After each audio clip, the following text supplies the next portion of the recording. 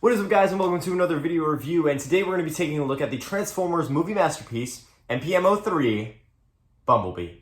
And before we take a look at any of the contents of the box, we first need to take a look at the box itself. And I bought this second hand, so I don't have the box insert. It's okay, I'm not mad about it. But taking a close look at the box, you can see the nice image of the robot mode of the MPM-03 Bumblebee, the vehicle mode, the MPM-03 badge and stuff, Chevrolet.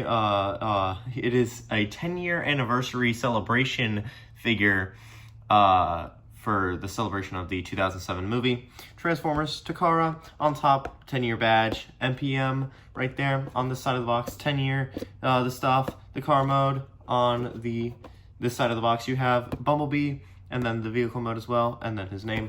On the bottom of the box you have stuff, and you have the authentic Transformer, and on the back of the box you have, it's an officially licensed GM product, by the way. I just feel like you should know that. But it also advertises the flip-down battle mask, the articulated hands, and the removable Stinger blaster, as well as a couple more images of him in his car and robot mode. So without further ado, let's get the figure out here and see what he's all about. And as always, before we take a look at the figure himself, we first must take a look at his accessory. Now, for this figure, he comes with his Stinger blaster. It's cast in a grayish plastic and is painted in a nice dark silver or almost gunmetal.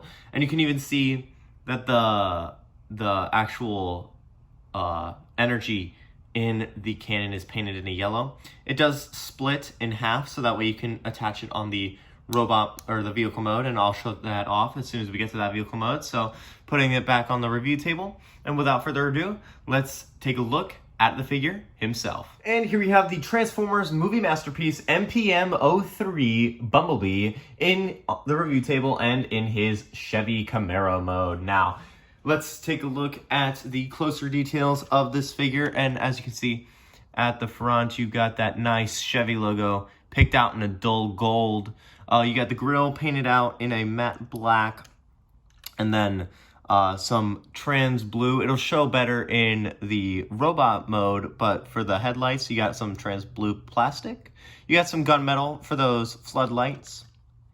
On the side of the figure, you got the rims picked out in a gunmetal gray with gray for the tire. You got red for the front and the back reflector. Unfortunately, mine is a little chipped on the back one. You got some gray or black gunmetal, it looks like, for the door handle. And then the window, the side view mirrors, you can see have a little bit of a gunmetal or silver paint on those. On the back of the vehicle mode, you can see you got the license plate picked out. You got some red for the taillights, the dull gray or gold for the Chevy logo again, some black for that back bumper. That license plate is actually super detailed. It has an expiration date. It is July, or I believe it is, yeah. It is July. You won't be able to see it on there. I just wanted to make sure I could read it. July 2007, which was the month and the year the 07 movie came out. On the top of the vehicle mode, you can see the stripe goes all the way back. Unfortunately, it stops on this section, but what can you do, really? Smoky plastic for those windows on there. And on the bottom, you can see just a bunch of robot kibble. And if we bring in the Stinger blaster, right here, there's two slots that these two tabs on the Stinger blaster will go into. And it's just right there, and it'll just click into place, and you can see just like that. So that's about all I have to say for this guy's vehicle mode. So let's get some other figures in here and see how he scales up. And for comparison, moving the MPM-03 Bumblebee off to the side just a little bit, here we have the Transformers Generation 1 MP-47 Hound.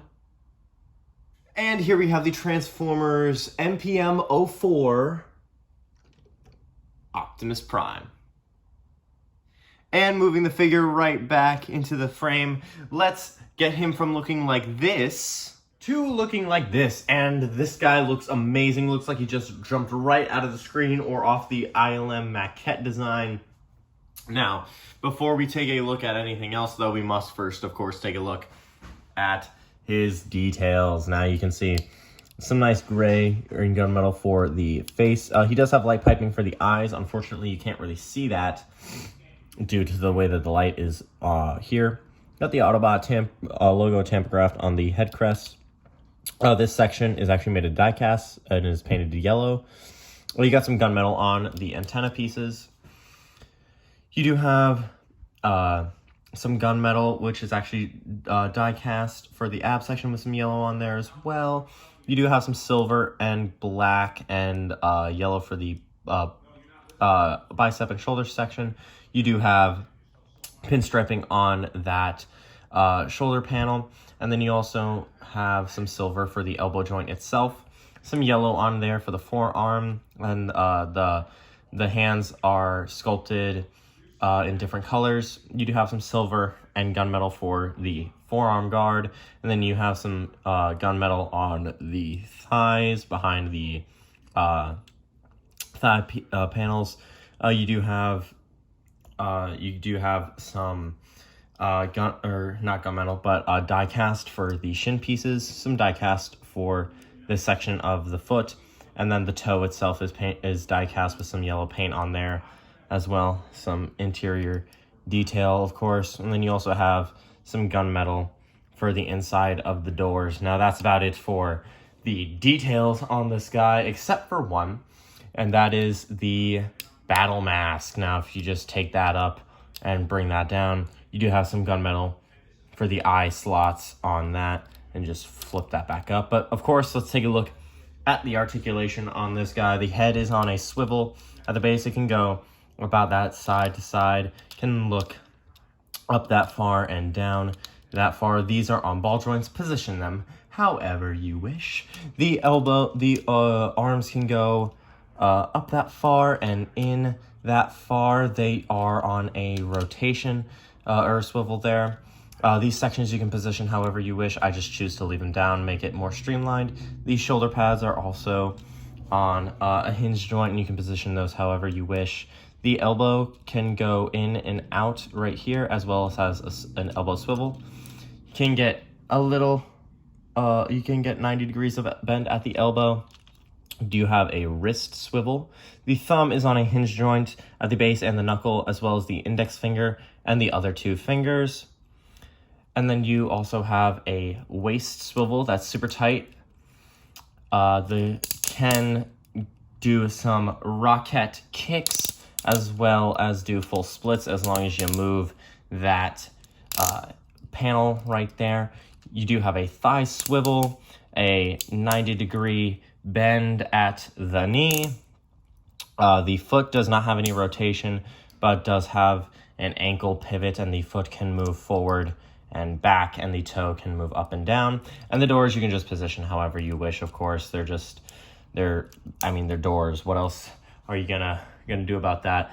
And for the connection for the Stinger blaster, what you're gonna do is you're going to unpeg the forearm guard, and then you're gonna fold in the hand again. Now it has a peg at the end of there, which is gonna go into that slot in there, and you're gonna want to line that up with these two holes in the Stinger blaster, so that way it can just peg in like so. And there you have Bumblebee equipped with his Stinger blaster. And I think that's a pretty cool little thing that this guy can do without having to technically add on anything else. So let's get some other figures in here and see how he scales up, provided he can stand. And here we have him next to the MP-20 Plus Wheeljack, my previous review. Here we have him next to the 2010 Generations War for Cybertron Megatron. Here we have him next to another yellow bot, the MP-39 Sunstreaker. And here we have him next to tried and true MP-52 Plus SW. Skywarp. And that about wraps it up for my review of the Transformers movie masterpiece, MPM-03 Bumblebee. Now, this figure's got some great articulation, great paintwork, despite the fact that that great paintwork can be chipped somewhat easily. Now, I will admit, the rear reflector is my fault. I was misunderstanding the transformation. However, the collar piece, as it turns out, while I was reviewing the figure, ended up getting a paint chip on it as well, which is super unfortunate.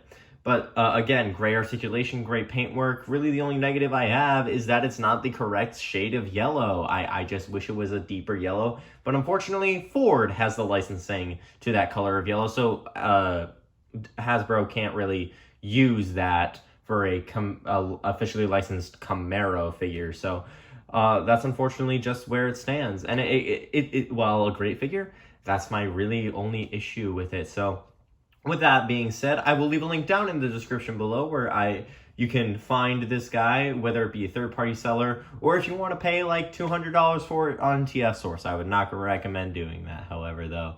I don't think this figure is worth $200. But if you want to, I will try and leave a link to the Wasp Warrior KO. And until next time, guys, this is your reminder to leave a like, subscribe if you like what you saw. Your second reminder to please leave a like. And I'll see you all in the next review. Bye.